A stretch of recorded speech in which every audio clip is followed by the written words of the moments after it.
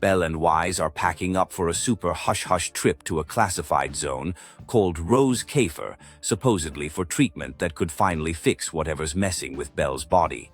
She's stoked but nervous underneath it, and Wise is spiraling about whether this cure thing will work out for either of them.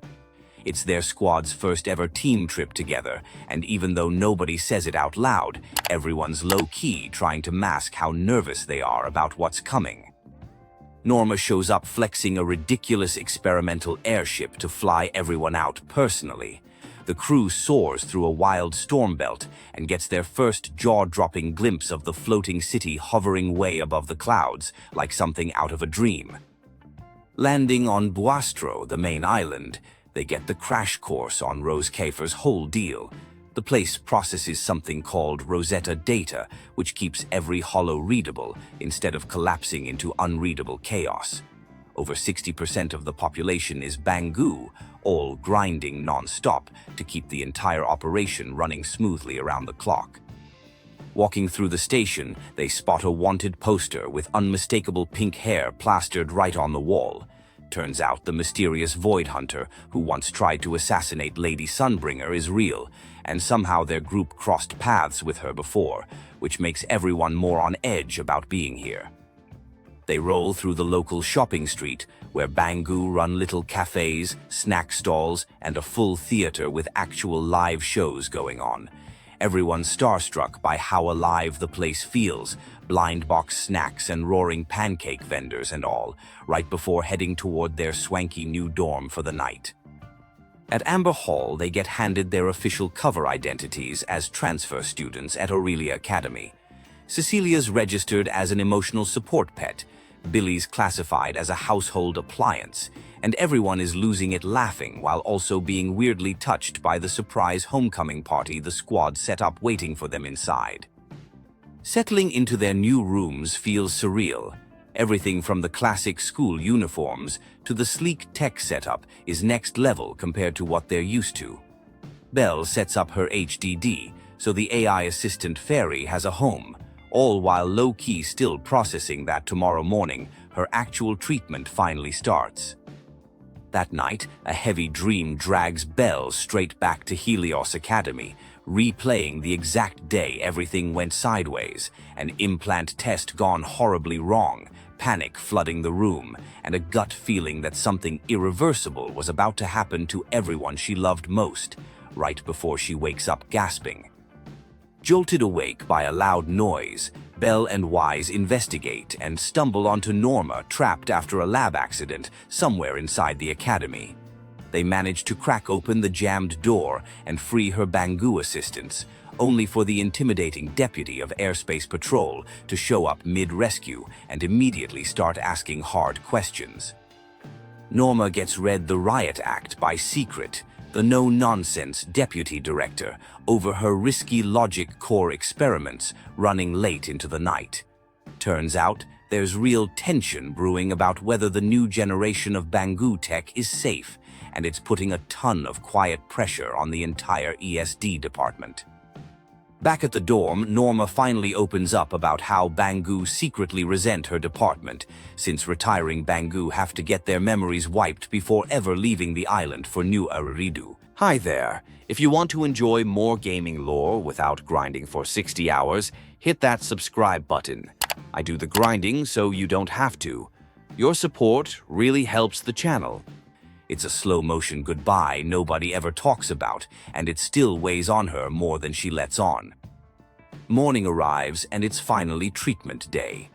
Norma explains the CCD's advanced ether tech should finally address Belle's condition, describing it like a mini holo living inside her actual body.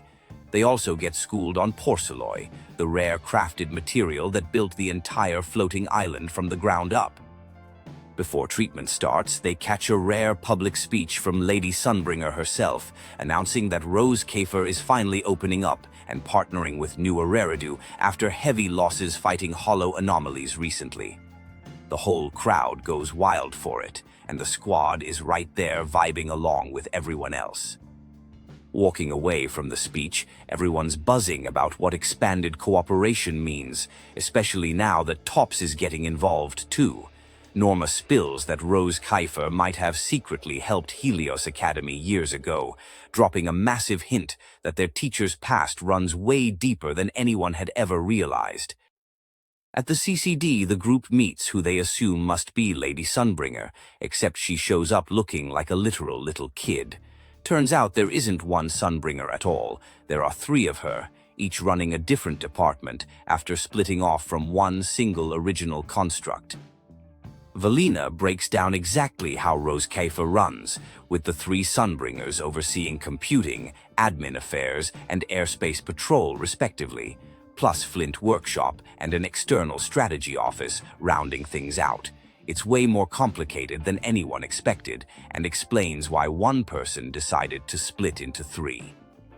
Everyone gets to know Dina better in this lighter moment, realizing the Sunbringers aren't nearly as scary or intimidating in private as they seemed up on that stage earlier. It's a nice little breather before the mood shifts right back toward the real reason they're here, getting Belle's treatment officially underway.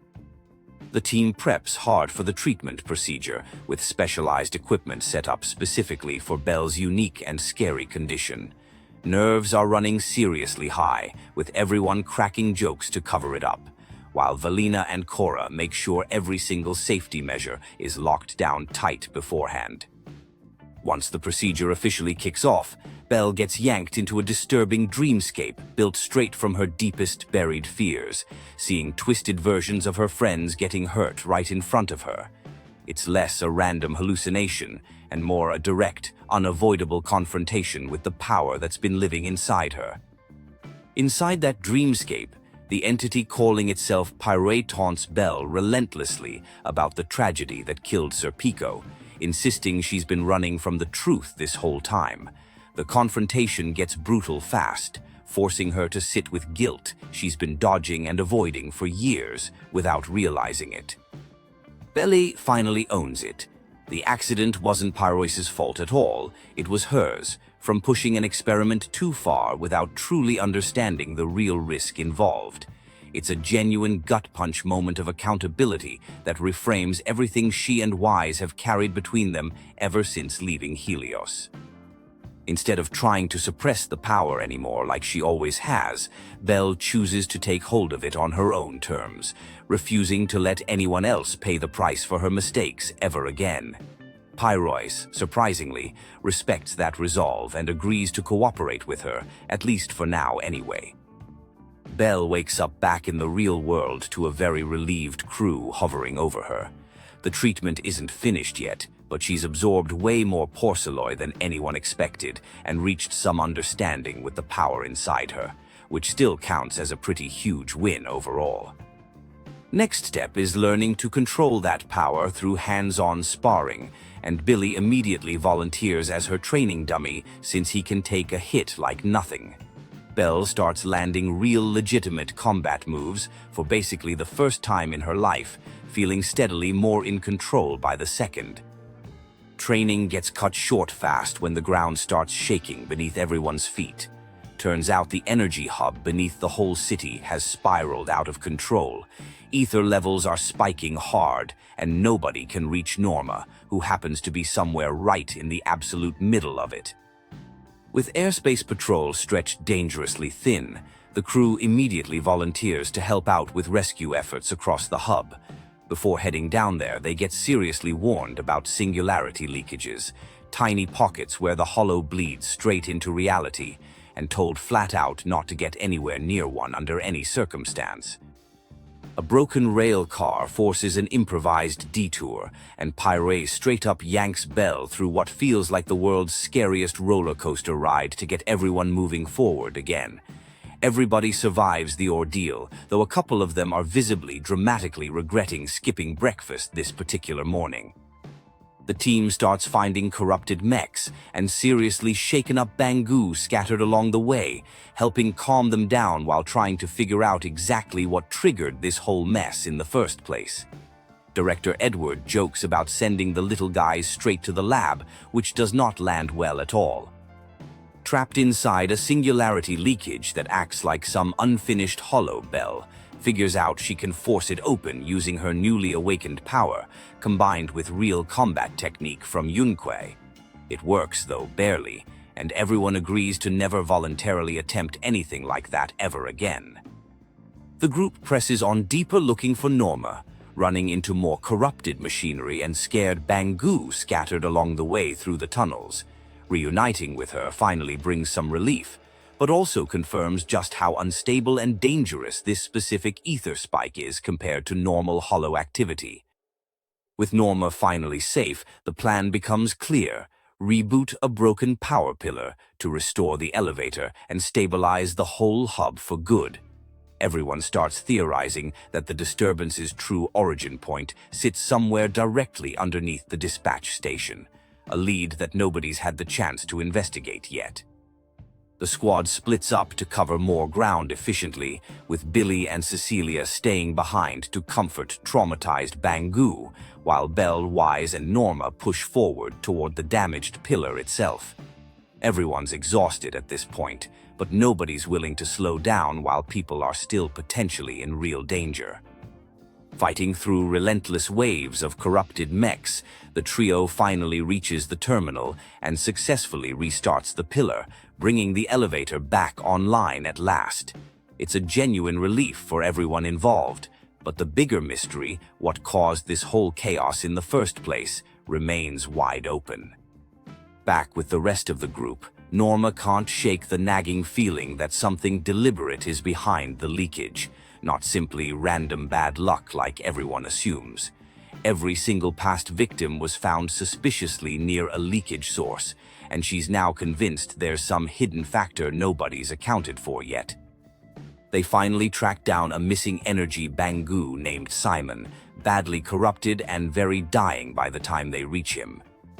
Before his logic core fully fries out, they manage to pull one final haunting message from his audio cache, a single cryptic word that quietly changes everything. Angel. Back at the academy, Corinus, second in command to Lady Eldrada, shows up to formally announce that Bangu residents are demanding an official investigation into all the recent deaths, with a hearing scheduled just 3 tense days out, putting some genuinely serious pressure on the entire external strategy department.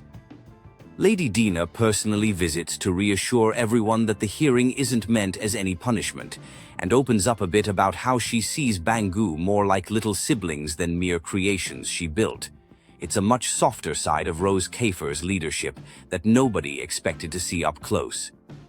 Later, Valina finally admits the harsh political reality out loud. The ESD answers to the city administration first and foremost, and protecting that fragile position sometimes has to come before comforting anyone's hurt feelings. She's planning to use leverage and old favors to buy Norma some much-needed extra time. Valina quietly asks Belle to help Norma carry the crushing weight of this whole crisis, since she can't handle both the political and technical sides alone anymore. Belle agrees without a shred of hesitation, setting up a much more personal, high-stakes partnership between the two of them going forward. That same night, Norma sneaks into Amber Hall uninvited, refusing point-blank to let Valina shoulder this entire fight solo yet again, like always. She wants to dig into the mysterious angel legend herself, convinced it's directly connected to the recent deaths, and asks Belle and Wise to help out in secret. The angel turns out to be a well-known local legend, a mysterious figure who supposedly grants retiring Bangu the rare ability to keep hold of their memories forever. Sweet on the surface, but given Simon's dying words, everyone quickly starts suspecting the angel might be behind the corruption itself. Investigating leads them straight to the Bangu Spotlight Theater, where a performer named Archie is rehearsing a play centered around the angel legend. Sneaking a peek through hacked security footage, they realize Archie's been in direct, ongoing contact with whoever or whatever this so-called angel is. Using Fairy to trace the signal precisely, they discover the source is coming from somewhere deep inside the CCD building itself. With no legit way to walk through the front doors this late at night, Norma pitches a full-on covert break-in through the sketchy back service entrance instead. The infiltration goes sideways almost immediately, tripping alarms and alerting patrol Bangu left and right, forcing Norma to erase a few memories to keep their cover story intact and believable. They eventually stumble onto a secret staircase, dodging security the entire way, while desperately trying to keep the signal trail alive. Deeper inside, they run straight into Remy, the exact same wanted void hunter from that poster earlier, who casually claims she's as trapped there as they currently are.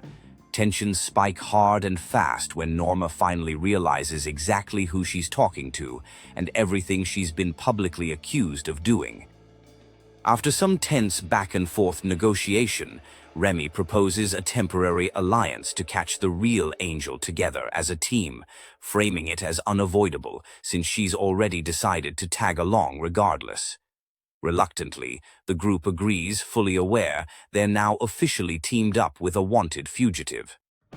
Chasing the signal higher and higher into the tower, the group suddenly loses the trail right as strong electromagnetic interference kicks in out of nowhere, suggesting the Angel might have noticed they're closing in fast. Frustration builds quickly, especially with precious time running out before the culprit slips away for good. Suddenly, a strange, oddly weak-feeling ethereal appears out of nowhere and drags everyone into an overlapping dimension through a fresh singularity leakage.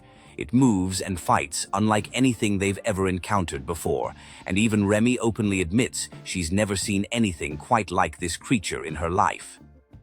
Despite fighting their hardest, they're ultimately too late to save yet another corrupted Bangu, and the frustration hits everyone in the group hard. But it also cracks open a disturbing new theory. Maybe the leakages aren't killing Bangu randomly. Maybe the Bangu themselves are actively triggering the leakages instead. Piecing together scattered clues left behind at the scene, the group realizes these Bangu were deliberately implanted with unstable ether well beforehand, on purpose. That means another recent victim, Toby, who vanished around that same exact time, might be infected and actively drawing that same monster straight toward him. Racing desperately to save Toby before it's too late, the crew pushes deeper into the hollow, spotting matching cryptic symbols scratched by multiple different victims scattered along the way. Everything increasingly points toward one single connected culprit, deliberately targeting specific Bangu on purpose, not random hollow chaos happening. The chase leads them right past a massive abandoned structure shaped like a giant Bangu, revealed to be one of Norma's old unfinished pet projects from years back. They have to carefully dodge an actual airspace patrol unit searching that same exact area, since getting caught now would blow their entire secret mission. The fight against the strange ethereal quickly escalates into a full-blown battle, with Belle leaning hard into her still new powers alongside Pyrese to forcibly open another leakage exit. It works, but only barely, leaving everyone shaken and running purely on adrenaline by the time it's finally over. They finally reach Toby right before his logic core gets destroyed for good, racing against a brutal countdown to save his precious memories from being wiped away entirely. Right as the crisis resolves, Remy vanishes again, dropping one seriously unsettling hint that Sunbringer might be her real enemy after all. In the following debrief, Lady Dina lays out the real explanation to the small trusted group. Someone deliberately implanted volatile ether into specifically targeted Bangu, and the official public story will instead blame two dangerous ethereals, keeping the actual culprit unaware they've been discovered at all so far.